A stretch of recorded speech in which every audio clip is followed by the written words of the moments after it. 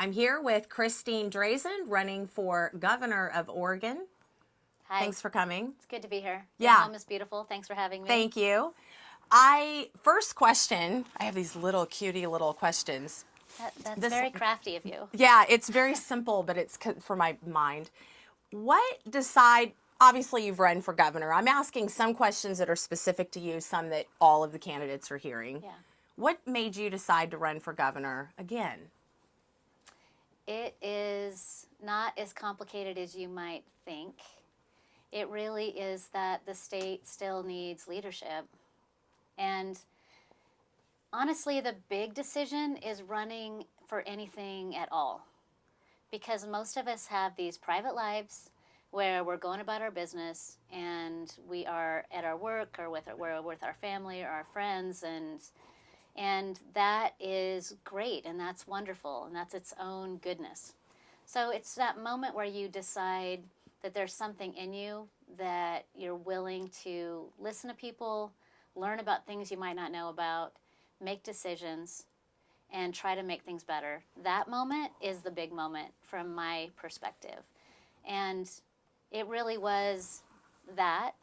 And I look at it and I look back at that and I see how that led to the need to run for governor and then not actually winning. You look at, who am I? How did that happen? What just happened?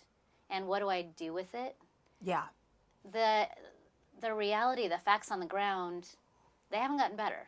They haven't changed. Right. So if I'm a person that's willing to raise my hand and say, I want to bear the burden for other people, I want to be the voice of the forgotten. Yes. I want to be the voice of those that are harmed by single party control, by the people that are in power today. I want to fight for them. And here's the thing, I'm not looking to harm anyone. I think that's been the problem with single party control, is that they're too comfortable with this idea that it's winner take all for them. Mm-hmm. And they don't have to soften the impact on people that disagree with them. They don't have to try to, balance interests. They just keep going hard. They go hard in the paint. Instead of thinking about who all Oregon involves. They're entitled. They're entitled. And we should all rise up against entitlement because we can see the effects on our street. But the decision to run for office the first time, I had experience as a staff person in Salem because I was curious about it. Yeah. And because I had a family that felt like they were one of those people that were harmed by politicians back in Klamath Falls growing up. So I was curious about it. And so I had the experience to know how important it is what happens in Salem. That Salem can make decisions that benefit people and make decisions that hurt people, but every part of your life is touched by what happens in your state capital and by these simple legislators that are in your neighborhoods and in your communities, and their decisions affect you. And I knew that from my staff days. And so the decision to say, I want to be a part of this, was jumping from being chief of staff to the Speaker of the House with full majority control in both chambers and a lot of actual power in that role in those days, to choosing to run, about 20 years later, whatever that was, and come back in super minority status. Yeah, with very Democrats different. everywhere. And I went in it like I'm gonna represent my whole community. I'm gonna vote on behalf of my community, and I wasn't particularly partisan. I mean, I ran as a Republican. Those are my values: limited government, lower taxes, family first. That's who I am as a person, and I'm proud of that. And also, I didn't go in waving a particularly partisan flag. But as soon as I got there, and this leads to running for governor, as soon as I got there, I realized that they weren't operating like I was. They weren't trying to say, I just want to make the right decision. I had a bill that would have notified parents if their child was bullied and assaulted at school. We have a law that already in place that if a kid is hurt at school, they have to notify the superintendent, they have to notify the principal on site, they have to notify the police. It's in statute. There's all these people that they immediately have to tell, this kid's been beat up or this kid's been hurt. Didn't include parents. And I thought, it's a tiny little oversight. Yeah. I'll fix it. So I have this bill that just simply requires school districts in that same notification process to also tell parents. And we had a public hearing, and the bill looked like it was ready to go. The chair never scheduled it. The chair wouldn't put it forward for a work session, which is required to move ahead in the process and get to the floor for a vote. So session ends, my bill dies, and I call her after session. I said, I've known her a long time. This chair, I'd known her a long time. So I pick up the phone, I call her, and I said, hey, why'd you kill my bill? And she said, because I could. She had no remorse. She didn't even have to hide the fact that she was the one with the power. I was the one that was powerless. She could exert that power arbitrarily. She'd have a problem with the bill. She didn't run out of time. She just chose to kill the bill. I tried again in the next session to move the bill. In between that period, a dear sweet boy took his own life, who was bullied incessantly in school. His parents had no idea. They had no clue what was happening in their child's life. Do you remember his name? Well, actually, the legislation was named after him, and the family is, private about it. Sure. Okay. And so, Awful. it's an awful. I awful asked thing. because I wanted to honor him. Well, I appreciate that. Yeah. And as the family heals and as the family moves forward, I think that is something that is meaningful to them. But I'm. Yeah, you're being sensitive respectful. to Yeah, it. I get it. But that family came and testified and talked about their son and talked about the need for the legislation. For the chair to move the bill, it took the death of a sweet boy. Prior to that, she was confidently exercising her power over all the rest of us. It's interesting. As you're telling this story, I found myself slightly emotional because within PDX Real, before you mentioned that story, some of them have been very public that we put out, but what was going on down in Tualatin, there's been a number of incidences, scappoos, things we put out. And then there's been things I've been quieter about that have involved even sexual abuse that's happened in the school and parents not getting called. Yep. And this is the thing that was shocking to me, was that the School Board Association, the School Administrators Association, they weren't immediately supportive of the bill. They were protecting themselves. They didn't want liability. They wanted to get their ducks in a row first. They wanted to be able to investigate these things. Shocking and offensive that they weren't embracing parents in that moment, thinking that parents are the first ones you should notify so they can make decisions about medical care. Whatever the next steps are for that family, it should be in the hands of the family. Yeah. But instead, these administrators weren't immediately comfortable. We got them to that point. But so that moment where that chair said, I'm not going to let you represent your community. I'm not going to let you have a voice. I have the power. You don't have the power. I was not prepared for how much arrogance there would be in that level of political power. I went into it like, we're going to work together, we're going to work across the aisle, we're going to have arguments on principle, we're going to have arguments on our philosophical approach to how government works. Instead, we had them exercising power in ways that were arbitrary and harmful, and they would advance stupid, senseless, dumb bills or bills that raise costs for people. $3 billion in new taxes in that one first session. A drive to do cap and trade and shove cap and trade down Oregonians' throats in that first session. Yeah. I fought against that tooth and nail because of the history of my own family, the effects I knew it would have across our state to remake our economy. And the more they acted, the more I became enraged. Yeah. And not like in a personal way. I don't hold any animosity towards people. Sometimes I feel like when you're bringing bills or the Republicans are bringing bills, it's almost as if it's really hard to get it through as an R. Oh, that's it. And so, how I was saying about... Even if it's a great idea. So the schools... Helpful. And families getting involved in classrooms, and I was there for all of the COVID nonsense and all of the mandates against parents and all those things. I had a bill in committee on Thursday that would have allowed teachers to have just a little bit more authority in the classroom to remove disruptive kids that are dangerous, that are harming other kids. Which is a very large problem. If you're a parent, you know what's going on. And if you're running, if you talk to a lot of people like me who message you, you know it's happening as well. And so that's the impetus for the bill. Teachers, parents, families. And then the bill also included a standard that third graders, if they're not proficient in reading at third grade, you don't get to do social promotion just to keep moving them on. They need additional tutoring and supports, and they need to learn to read by third grade, with exceptions, absolutely. And the last bit was restoring essential learning requirements for graduation requirements. This bill came before the Education Committee, and the only feedback I got was the exact same messaging that has put us in the position we're in today.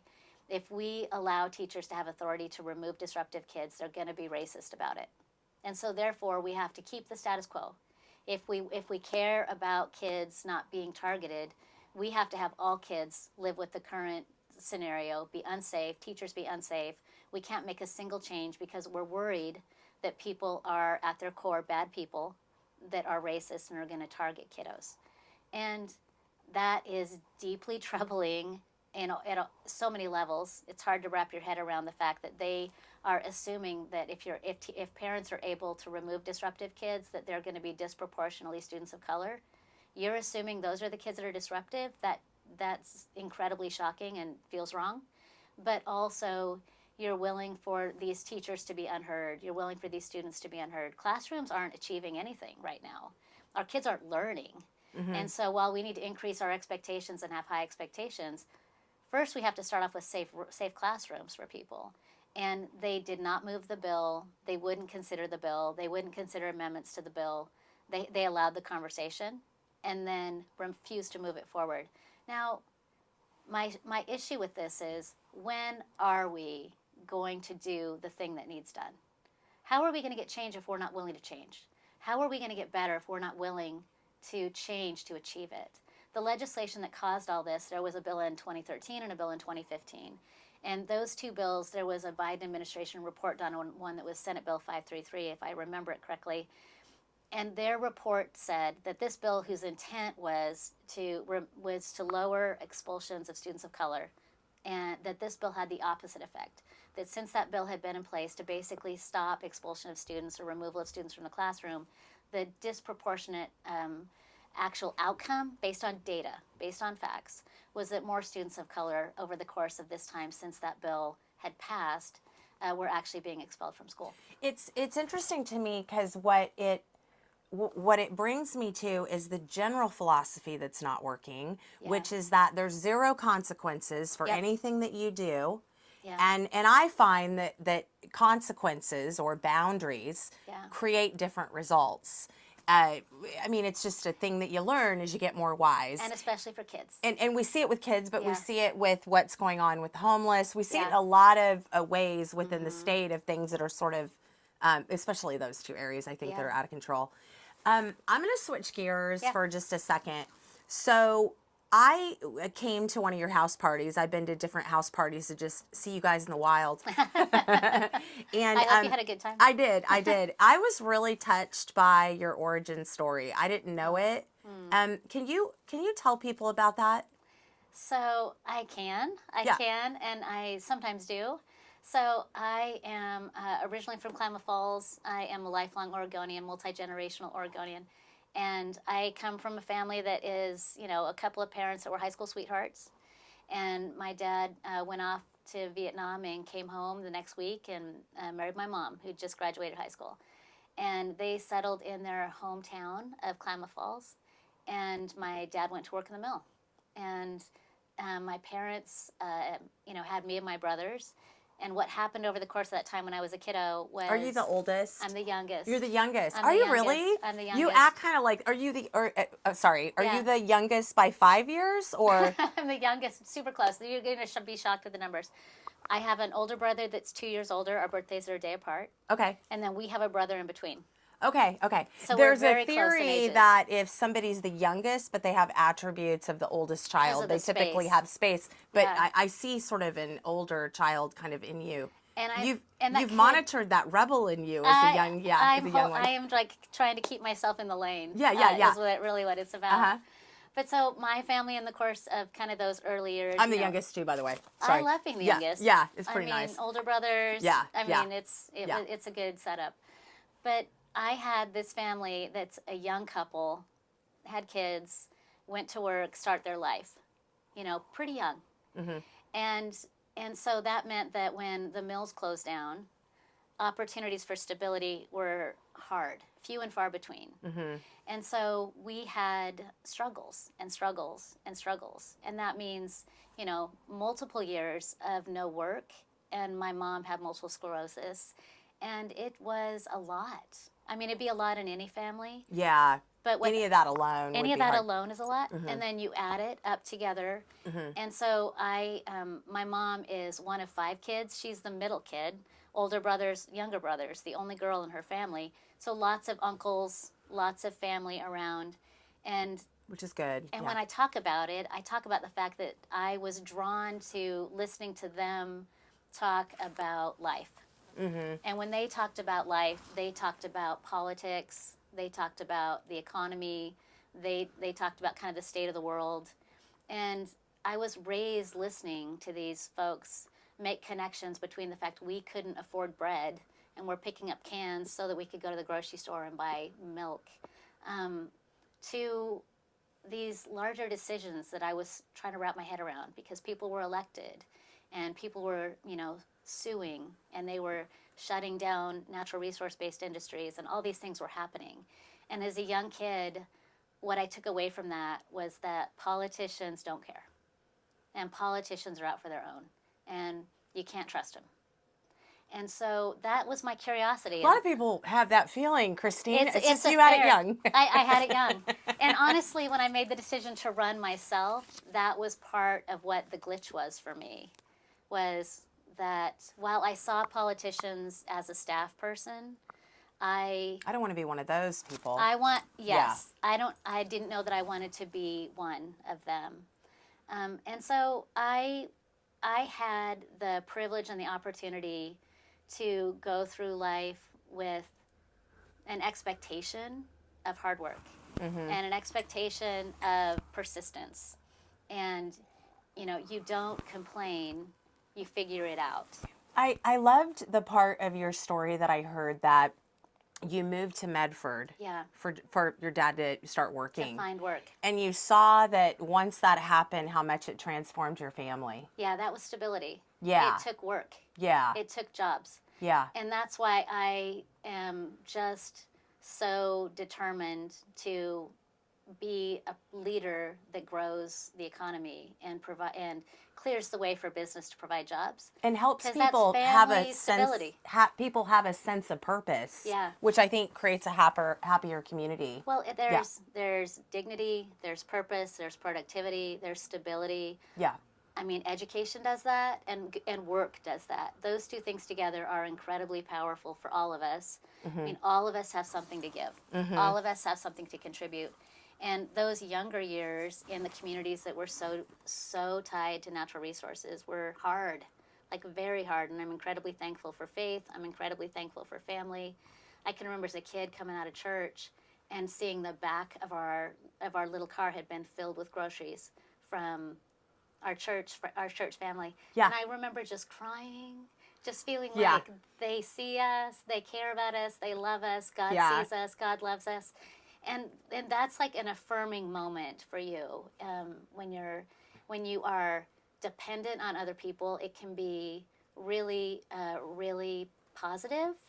And when you're dependent on yourself, it's also incredibly empowering and positive. Yeah. And I view that as something that is like a strength. And I don't shy away from like looking for things for my kids to just have challenges that come into their lives. Yeah. So that they can grow and build their character and understand who they are better. I think all that is just incredibly positive. What you don't want is dangerous levels of, pressure and stress and physical harm exposure, sexual assault exposure, all the things that our kids are being increasingly exposed to. That's not healthy. But like these life challenges where you see that you're capable of working through this, you're capable of meeting this challenge, like age-appropriate, situational appropriate challenges they build strong character and strong people. And I found that it's the Oregon way. It's the Oregon way. You push through. You keep going. Yeah, you have that's a why the destination. beaver is our mascot. Yeah, there you go. Get it done. Get it done. Cool. I'm going to go back to the campaign for a second. So, what besides, oh, I'm going to need more people to vote for me? Yeah, which I will. What Which was I yeah will. yeah Which yeah I will. was your plan like I obviously you guys have I'm sure a whole strategic plan, but Yeah. but I'd like to know if there's some things you can share with us where you went, well, these Yeah. are some things I want to pivot. Yeah. And then maybe to dovetail that together is what do you think changed about your priorities the first time versus your priorities now? So Yeah. maybe that's a 2-point question. So I think that for me, the first one is I want people to get to know me. That last race was a 19-person Republican primary. Yeah, it was crazy. And I had barely been serving in the legislature. Like, I was so motivated to throw myself in front of whatever harm might be coming our way as a state. And I was just determined to try to do more to have a larger impact because it just felt like this. It had to happen. Like, there has to be a change. And I just felt responsible to be a part of that. So that last time, a huge Republican primary, lots and lots of people with over $1 million to spend. And then I had kind of a Betsy Johnson thing going on for a long time where I was really going head to head with Betsy Johnson as an alternative to Tina Kotek. And then at the very end, I got to introduce myself. And at that point, Tina Kotek had $10 million more than I did. And she flooded the airwaves. And the first time people met me in the metro area up in Portland or other places was through Tina Kotek's eyes. There was a lot of ads about MAGA, extremist, etc. I don't know where the question is in here, so I'm going to do my best with it. Because you're a Republican who's an elected official and a Yes. senator, Yes. I'd like to just kind of address the elephant in the room. Does that mean that you're a Trump person? You're going to support him? You're one of Yeah. those people? Yeah. In my city, because we're sitting here in Portland, like it's almost a bad word. Yeah. It's almost Trump is even worse than saying the word Republican here. You know what? My favorite thing to point out is Tina Kotek's favorable, unfavorable is worse than Donald Trump in Oregon. When she ran for governor and became governor, she actually took 917,000 votes, I think was around that number. When Trump ran, he took 919,000. He technically has garnered more votes from Oregonians than Tina Kotek has. Like, Wow. we're living in a weird world a little bit. But I would say this. Because people were voting, they weren't voting down ballot, like they voted for him and then they were done. Is that kind of? Well, I guess what I'm saying about that is in raw votes, there are two different election cycles. Oh, got it. Okay. You know what I mean? Okay. And so that's how they're not apples to apples. Yes. But as far as numerically, I find it kind of a little bit funny. Yeah. That Tina could probably go to sleep every night and realize Donald Trump earned more votes than she did to become governor of the state. But here's what I say about my commitment to Oregonians. I am here to be governor of the state of Oregon to serve the people of this state. All the people. The Period. state. All the people. Yeah. And if Donald Trump is acting in ways that support our people, I'll agree with him. If something is coming up that doesn't serve the people of this state, I'll disagree with him. I really am 100% anchored and rooted in home, in my home.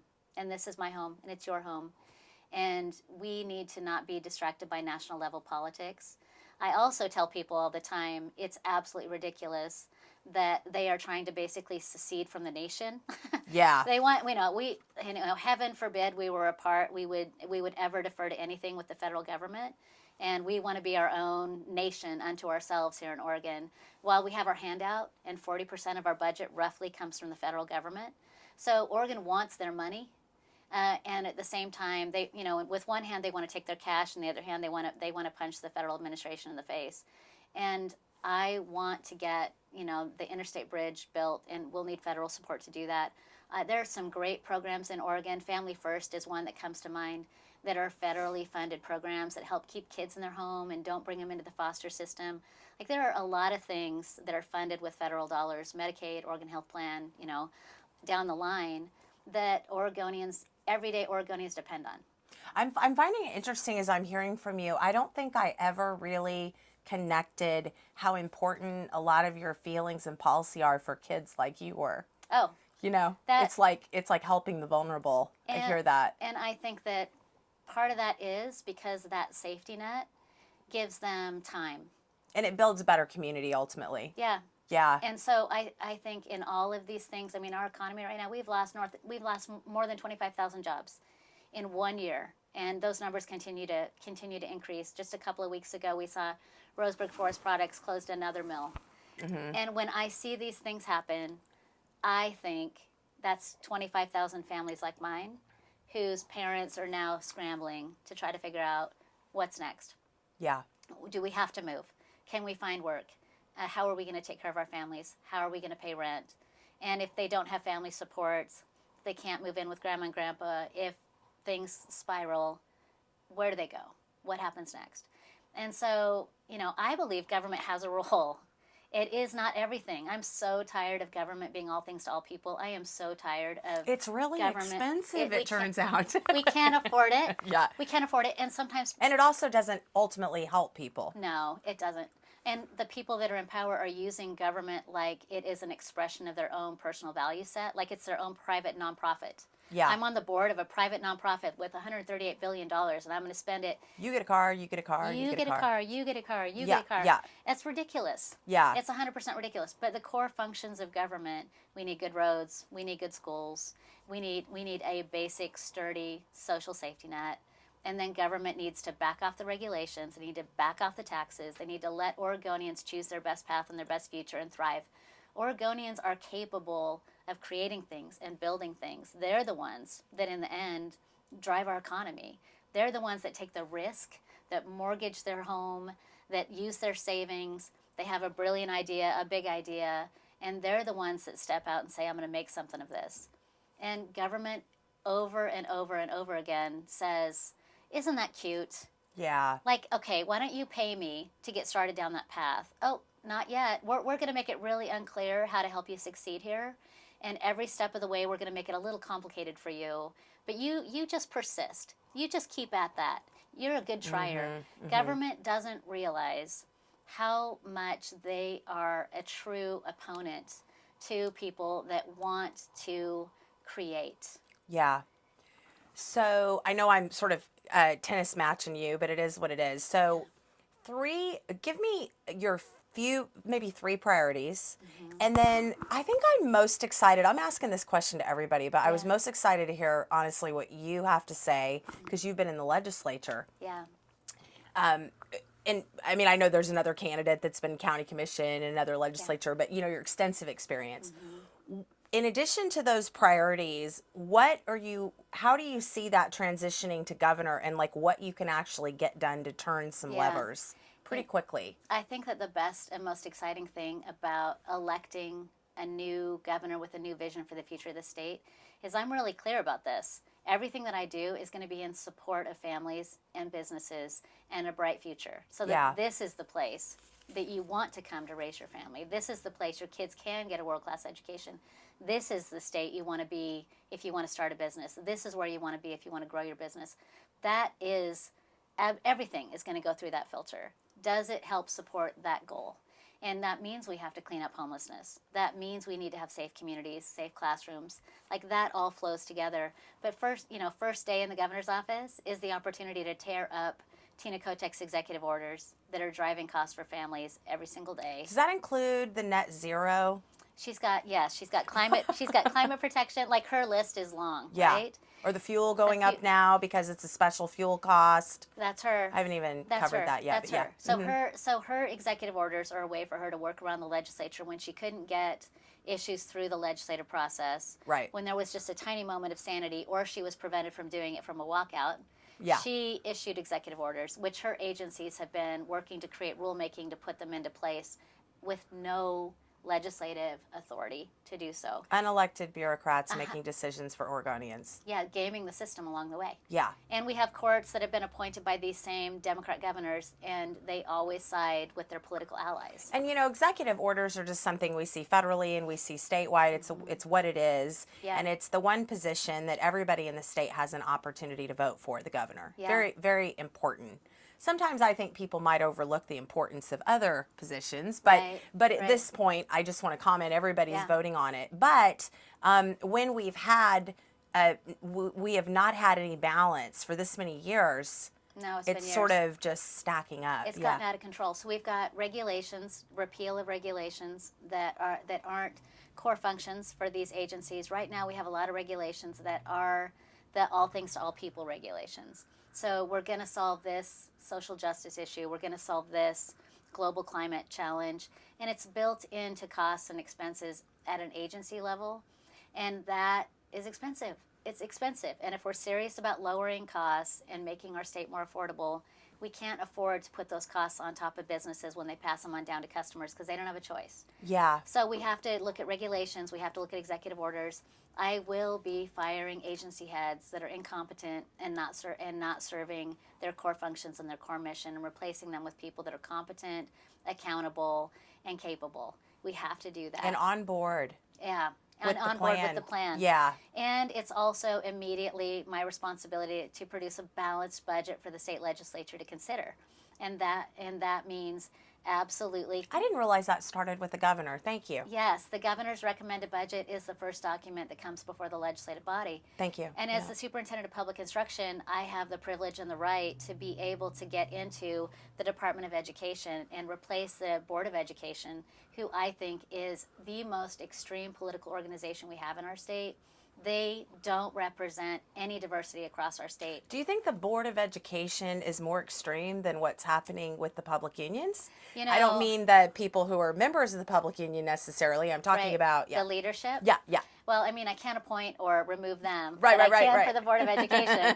And if you haven't watched, I was just comparing. If you haven't watched one of their meetings, you really should. Just their discussion around removal of high school graduation requirements, and just their decision making, that every child has had trauma that comes ahead of learning, that every child is in fact not, that it's less important that the child achieves academically than it is that we address their social and emotional needs. There has to be a balance point here. We have lost our way when we're worst in the nation for reading, we're worst in the nation for math, we're in the bottom, couple for all those things. Everything. Year after year after year. And it is one of our affirmative duties in our Constitution to provide a common system of schools.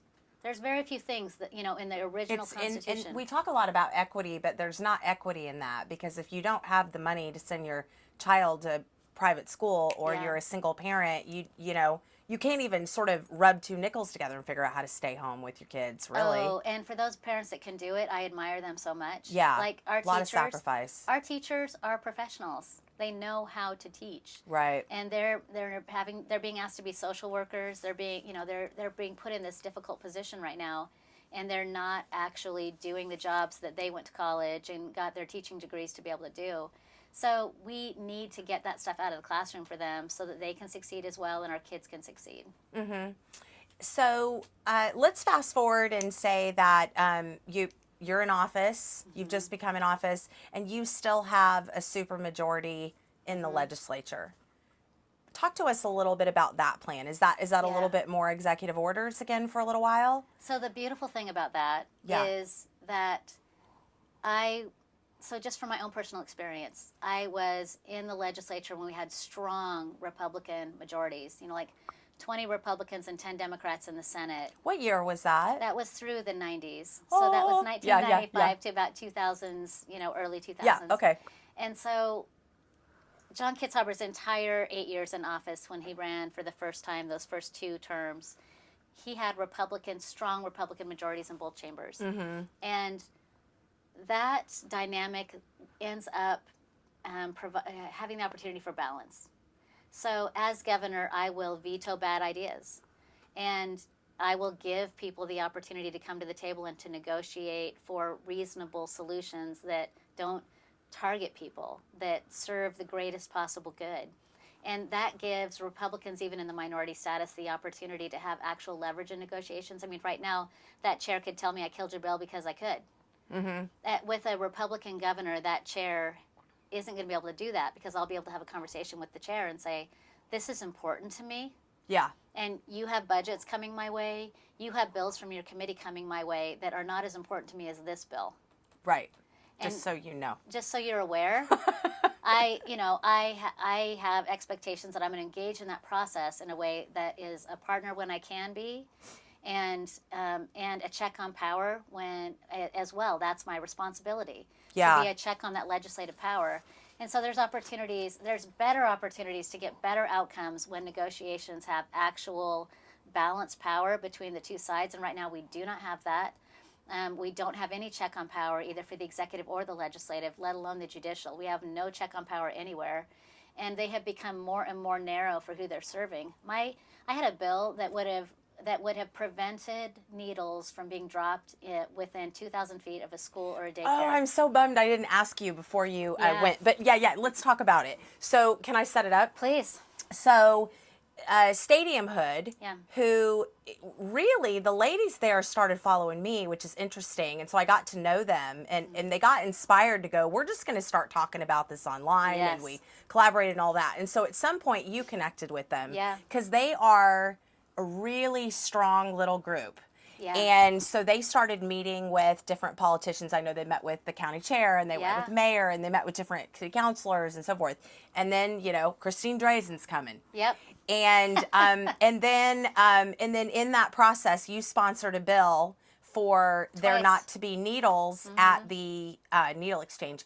Before I ask you a question, can I just comment my little commentary about it? Let's hear it. So I was like, oh, she's being safe because it's 2,000 feet from a school. Right. Everybody's going to agree with that.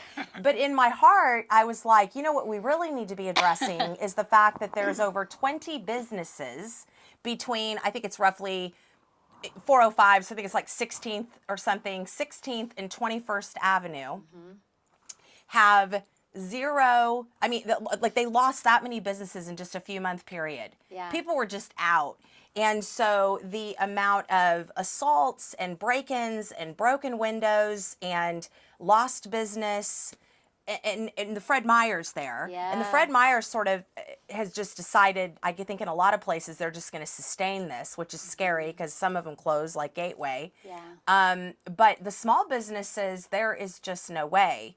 And then you have people like, the Superette, who's just like the toughest gal I've ever met in my life. Yeah, Miss Karen. Love but her. but it's so. I felt like, maybe I'm wrong, but I felt like that bill, I just saw the news talking about it, and we covered it in stories. I felt like they actually didn't let it go through because it was your idea. that we can't have, that it's, everybody, just so you know, it is okay to set up a needle exchange, pipes, boofing kits, any of that, condoms, whatever, within, right next to a school.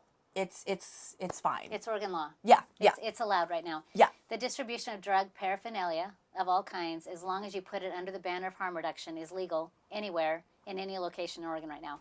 That's wrong. That is wrong. That's not common sense. It's not the right thing to do. It displaces harm onto kids. And so I first proposed the bill in 2025 long session, and they wouldn't even give it a hearing. So we got an informational meeting after the deadlines. And then the chairs of that committee, and it was a joint committee at that time, said, okay, go do a work session, come back, and it looks like you've got your work cut out for you. Come back in the short session with an alternative bill. And so I did that. I talked to public health. Obviously the Stadium Hood folks met.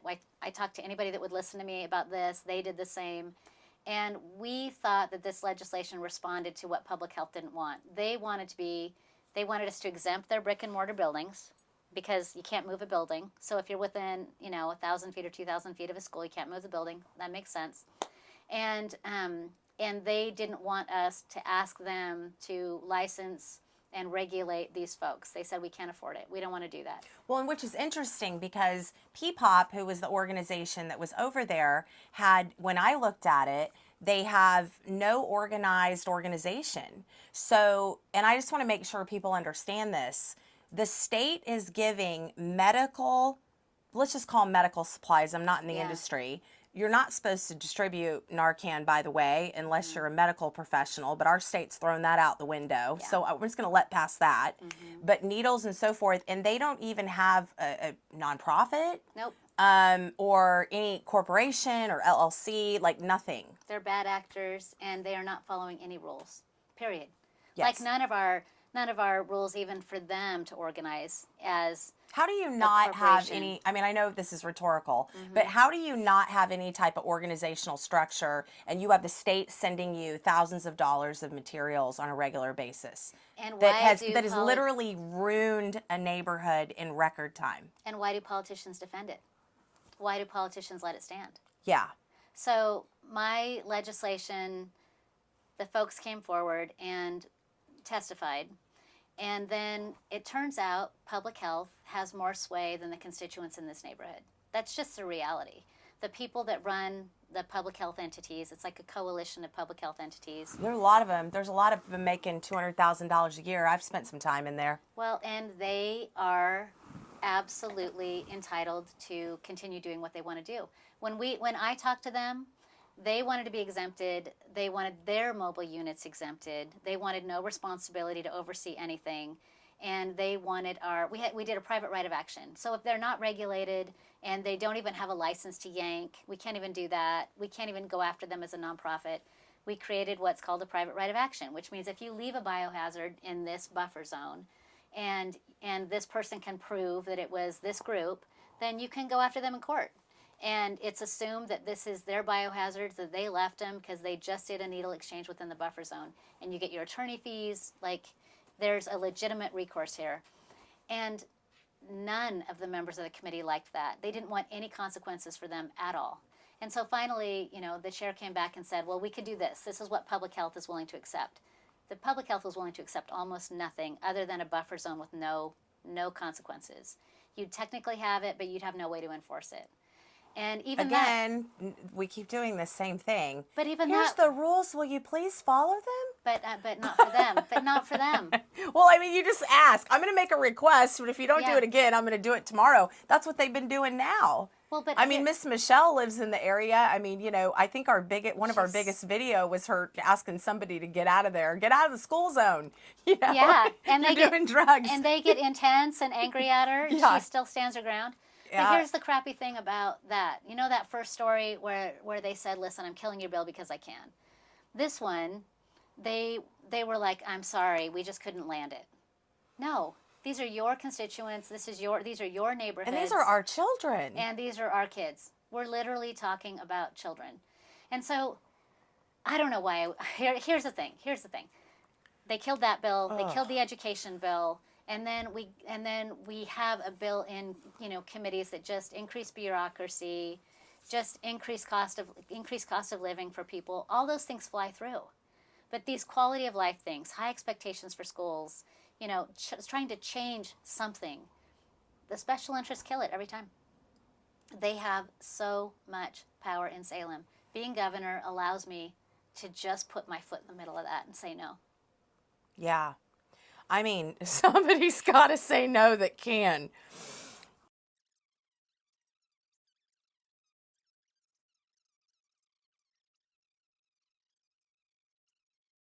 Discretionary. I think we're seeing that across the board with a lot of things. Like if I had to simplify what I see with the state a lot, it's sort of like, let's bring in as many people as possible that are dependents on us. That's how I feel. Yeah. And so, whenever you look at some of the non-citizen policies and covering their medical, and I know there's going to be exceptions with refugees and things like that, but just how large that is. But also, we're going to make drugs legal, and then people are just going to come here because it's easy street if you want to use drugs, and now they're in hell on the streets, and a lot of them are dead and dying. Yeah. Like but it seems to me it's to grow the dole is sort of the state dole, which on a personal level. We turned off our health insurance last year because with no pre-existing conditions at two adults, or $1,100 a month with two $5,000 deductibles that we never met. And in this economy, and I was already in debt, I thought, I sort of was looking at expenses again, and I was like, well, it's dangerous, I suppose. Yeah. But why am I spending roughly, what is that, $13,000 if you figure out, the other dollars on it, like before for zero coverage except for catastrophic, basically. And that's two adults. That's not even a family. Right. And so, that is almost the equivalent of not having health insurance at all if you can't access it because you can't afford the deductibles because you're paying so much in monthly premiums. Yes. Like, that's not really having access to health care. That's just having an insurance product that doesn't give you access to care when you need it anyway. Right. So our system is broken. Yes. Our system is incredibly broken. And it's interesting too, because you're thinking, for me, I'm thinking, I'm a 50-year-old woman who doesn't Yeah. have insurance. This is insane because I'm taking care of a lot of random things, but this has really drawn up our health insurance. My father does health insurance in another state, and he's like, oh, it's because of Oregon, you know? So it's interesting. Well, and we have had courts too that, you know, don't honor liability waivers anymore. So if you want to go ski up in the mountain, our crazy courts have declared that you don't have to abide by those waivers. And so now their insurance is going through the roof. Business insurance for all of these outdoor activities is going through the roof for these businesses. And it's driving up costs to even participate in outdoor activities. So insurance costs are going up for individuals, for healthcare. Insurance costs are going up for you and I for our car insurance. Yeah. Property taxes are going up, and all of that is the same at a business level too. Utilities are going up across the board. All of these things are going up in costs. We're doing it in a lot of these categories. Court decisions from judges that should have never been appointed to the bench. Lots of appointees. Lots of appointees that are political appointees. And then we have a regulatory environment that is out of freaking control. Yes, we do. And so all of that stuff is affecting the day-to-day for us. And we're saying, why are we fourth and fifth highest in the nation? Why is it so hard? Why is it so hard? And it's because of what's going on with the governor and the legislature. It's super majority. It's super majority, single party control over too long. And it's one set of people getting theirs. I mean, we haven't even gotten into sort of all the hyping. Yeah. That's crazy. You're on the public dole and you're fine. You're like, what's the problem? Or somebody who's doing your own thing and you're just like, I can't even keep up anymore. It's never been this hard. Well, and you know, across Portland, I love to come to the city, and you know, I have friends here and like enjoy spending time here. But the experience even of living here, you can have a wonderful, great neighborhood that you feel safer in than you have for years, or you can have a neighborhood that you feel like has never recovered and just hasn't quite gotten better. Yeah. And that uneven nature of how even the quality of life issues are playing out, let alone the cost of living issues are playing out. There is so much that needs to be changed, and we're not going to get better unless we choose change. We can't change unless we change. Yeah. You know, we can't solve these problems if we keep doing what we've been doing. We will get status quo again if we vote for it. We will get more of the same if that's what we choose for ourselves. Yeah. We have a moment. We have an opportunity to say, this state is amazing. We deserve better. That I have a voice and I'm going to use it. That I'm going to do more than complain. I'm going to show up. I'm going to use that energy. I'm going to use my energy. I'm going to use my voice. I'm going to use my frustration. And I'm going to channel it to something that's productive. And I'm not going to put up with this anymore. I'm not going to allow for these politicians to continue to take advantage of me. People in stadiumhood are being ignored. They're being taken advantage of. Some of those folks up there would talk to me and they'd say, I was a progressive out of the womb. Why do I have to work with a Republican to be heard to make my own neighborhood better? And that is, honestly, like that, when I hear that, it's just one more point here. The Democrats in control are not being responsive to the people of the state. They're not doing right by anybody, not their own party, not their own constituents, let alone the people on the other side of the aisle that really don't agree at all with their approaches. They are hurting everybody. That's the problem. And we need to get back to, I hate to say it so simple, but we need to get back to the basics of government. Yeah. Do that well. We need to be able to actually be accountable to people, and their tax dollars need to have a return on that investment. They need to see better roads. They need to see kids are cared for in foster care. They need to see that our schools are improving. They deserve that. Like, we're paying more than anywhere else in the nation. We shouldn't be, but we are. And since we are, we should have some of the best and strongest infrastructure and systems across the nation. We should be best and brightest, world class, extraordinary. We've got it in us. And we've got the best state. We've got the best state. We have broken leaders and they've broken our state, but we can fix it. The only people that can fix it are Oregonians themselves. They can fix it. There's nobody that can do it but them, though.